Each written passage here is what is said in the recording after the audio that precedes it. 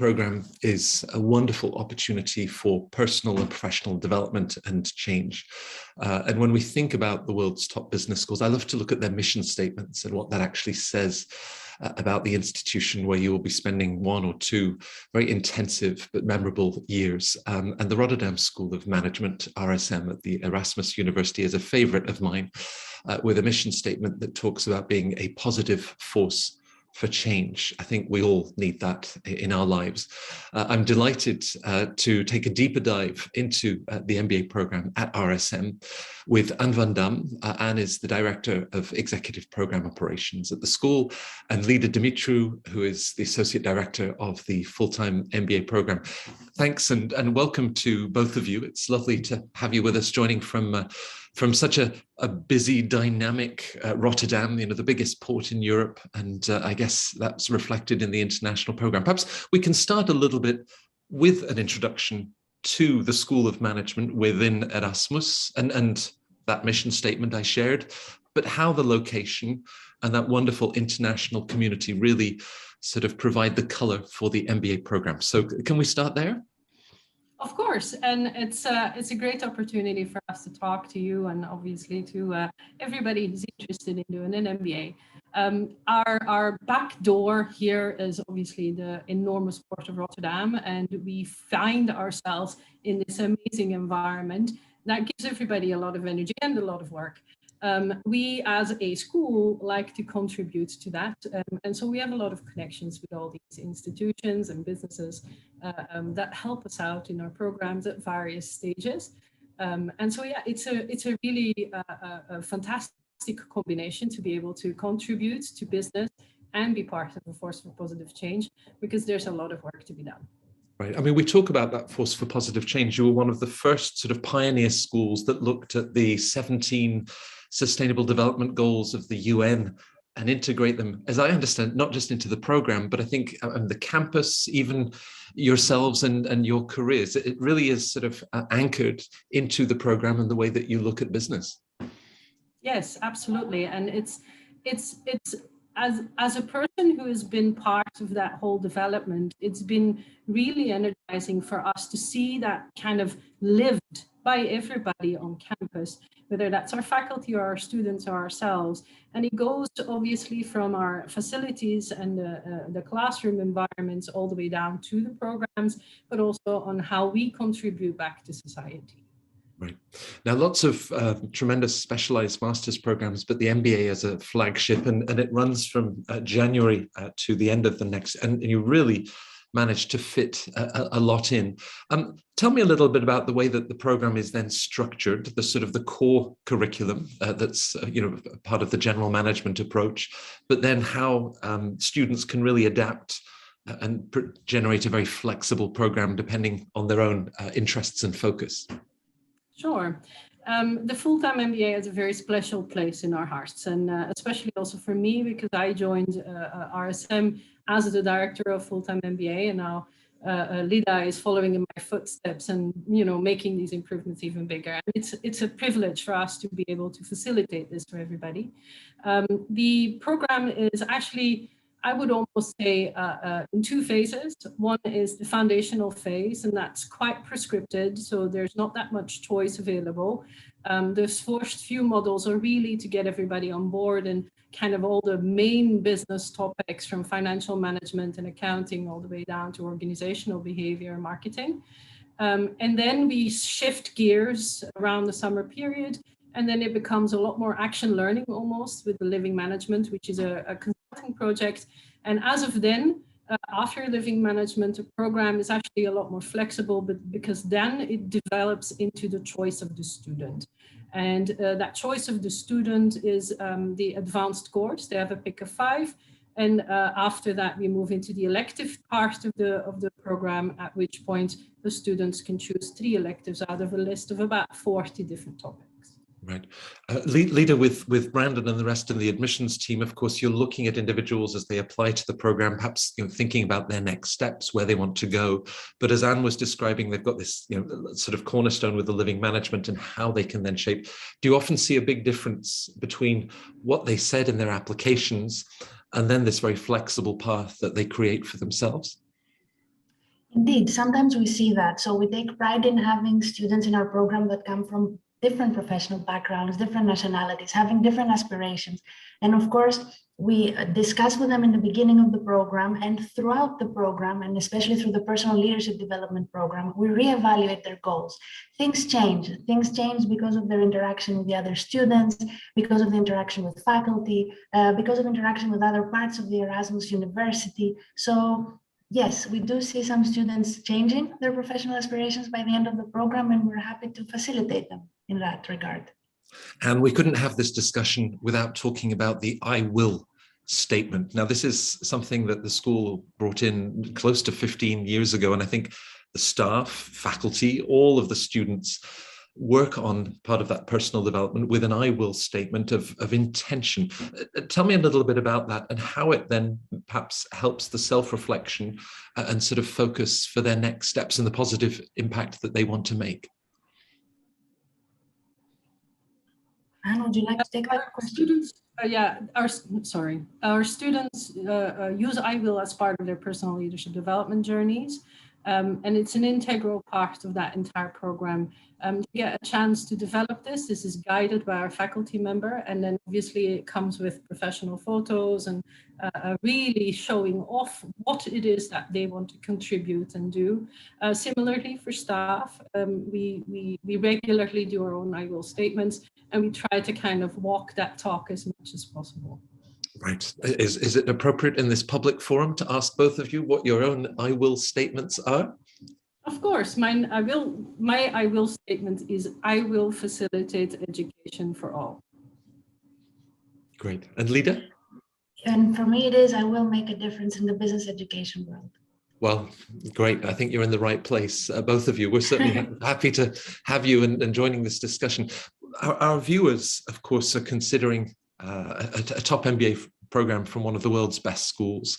And as they look at, 1 year versus 2 years, Europe versus other places in the world, what for you really is a key differentiator about the MBA program at RSM? I think maybe both of us can contribute something to this here. But I always say at the beginning of the program, we bring the world to Rotterdam.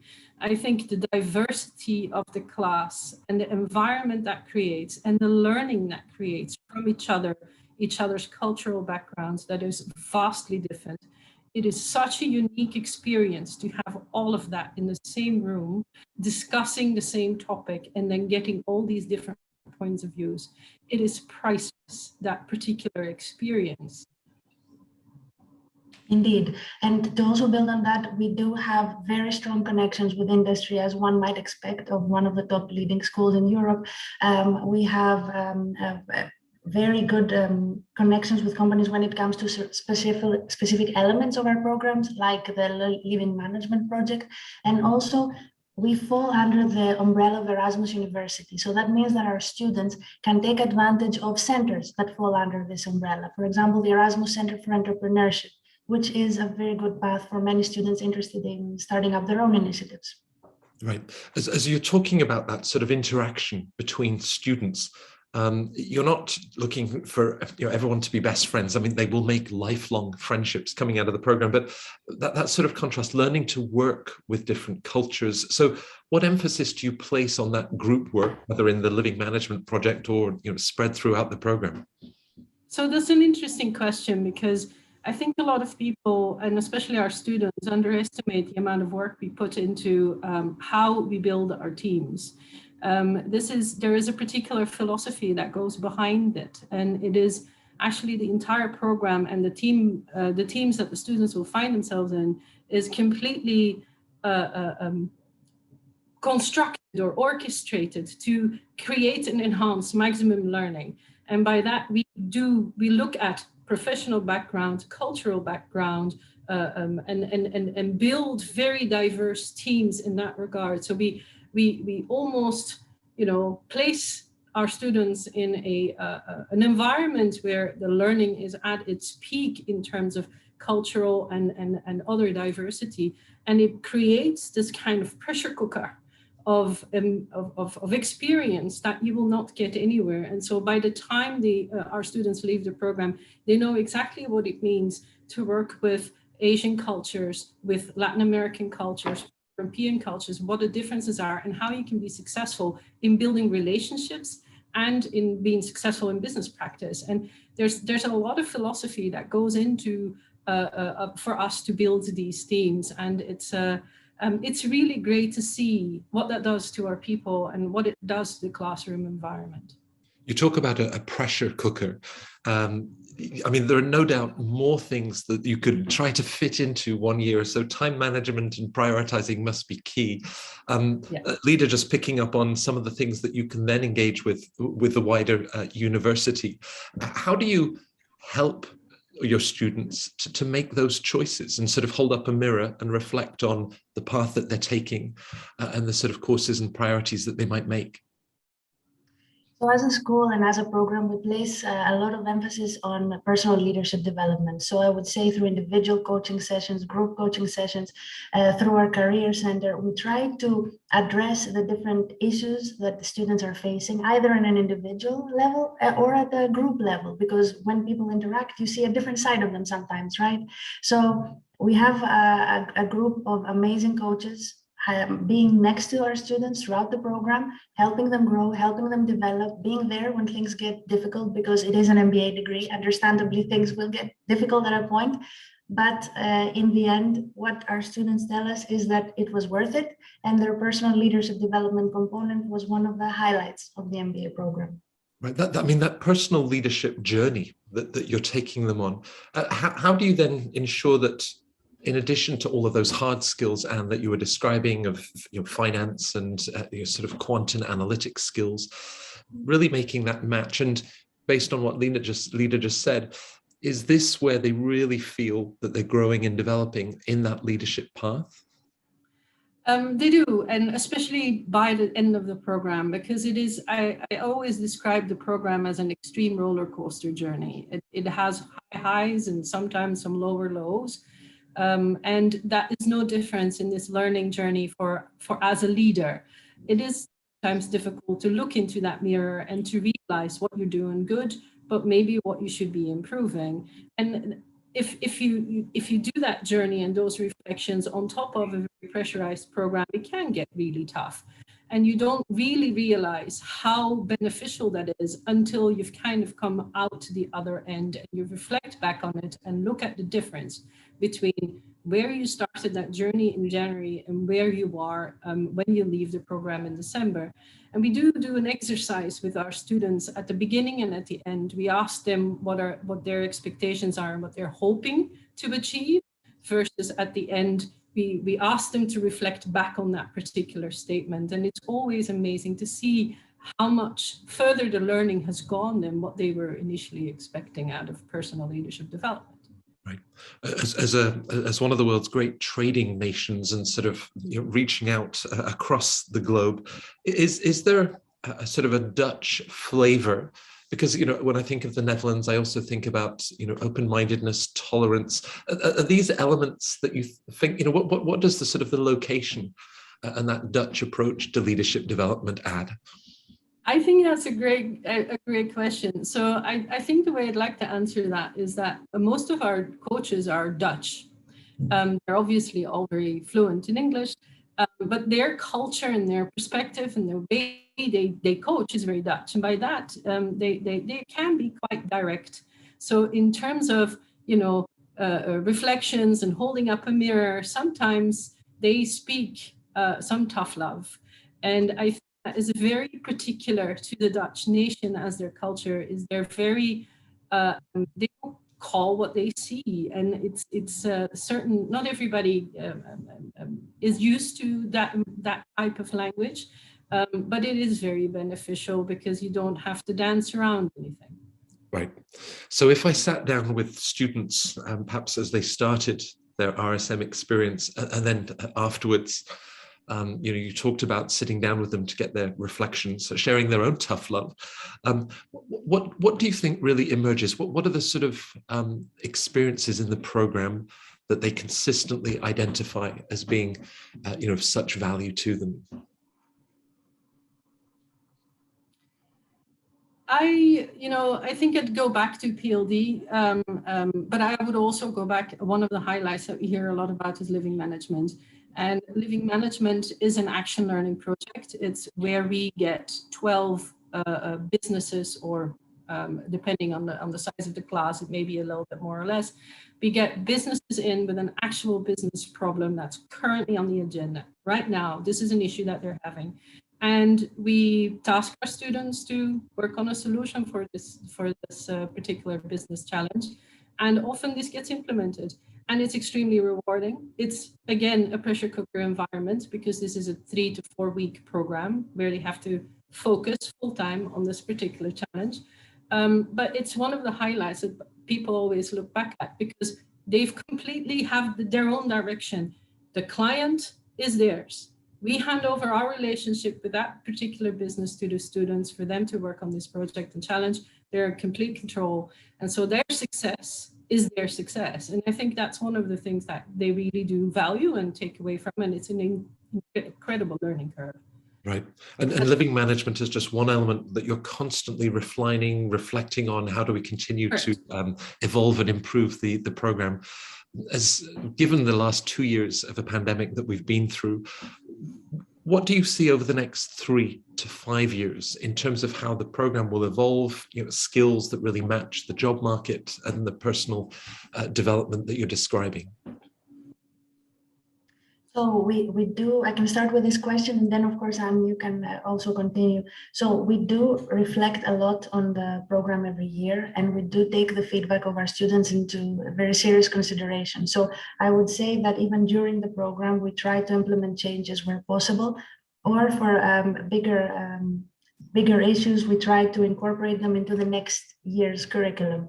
So we have regular update feedback sessions, either for our faculty or the services that we provide. And of course, that shapes the program in a way every year. As for the strategy for the future, I would defer to you, Anne. Yeah, and I think, we have a continuous improvement cycle, right? So that includes, and it's highly driven by the feedback of the current students. So in essence, the current program is always the sum of the feedback of all the previous cohorts.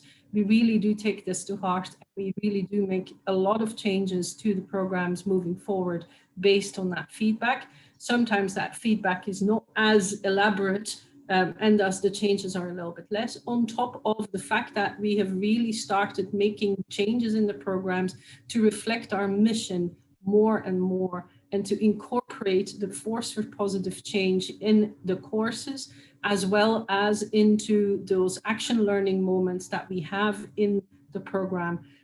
We speak about living management. So that's obviously an area where we do a lot of defining current business problems, problems that have to do with sustainability angles and green economies, etc.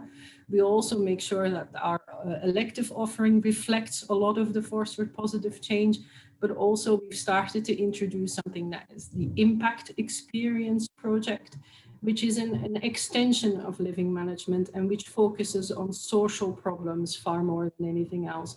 So there's a constant change and a constant road to innovation, but at this point in time, the focus and the strategy for the program really revolves around that force for positive change. Right. You've brought us, Anne, full circle to where we started in the force for positive change. And of course, emerging from the last 2 years, many young professionals are now seeking that change. So just a final question, in terms of next steps, reaching out to you, your colleagues, getting a taste of the RSM experience, different events and opportunities that they have, what would you recommend to our viewers to get in touch with you and really find out more? Well, we would definitely recommend reaching out to us and our colleagues in admissions through the website, us on LinkedIn, reaching out to our students. We have a very active alumni community all over the world in a variety of fields. So there's definitely people that will be able to share an unfiltered view of their MBA experience with someone interested in doing our MBA. So in line with the Dutch mentality of openness and directness, we would encourage everyone to reach out to as many people in our community as possible. Great. And I encourage all of the viewers, sorry, Anne, I cut you off. No, not at all. I would say also we have a number of open days which we welcome people to come and have a look at what we do here. And obviously with the pandemic, they haven't happened in person. But I think we're hopeful that we will be able to open our doors again and welcome everybody also on campus. Yes, we look forward to that moment. And for any of our viewers, as you think about the January 2023 MBA class start at RSM, do check out the guide to admissions that the team put together with Brandon Kirby. It's a wonderful sort of step-by-step as you think about your background, what you would bring to the program, and of course, how you could be a force for positive change. But I was delighted to welcome Anne. Lida, thank you for being with us at Centre Court. Stay well and keep fighting for that positive change. Thank you for having us, Matt.